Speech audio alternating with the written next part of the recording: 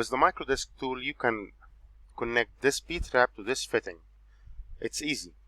First, get to the Microdesk, press on Plume, and click on the elements that you need to draw a pipe from it, like this B-trap, and Plume, and click on this fitting.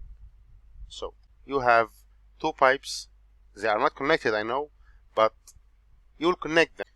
So in order to connect them, you need to get this pipe to be sloped because it's a drainage system.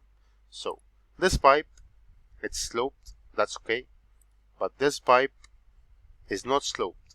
So with the Microdesk, you can align this pipe to this one by using the Align in 3D tool, and click on the reference pipe, the sloped one, and click on the pipe that you need to align it to the reference one, like this.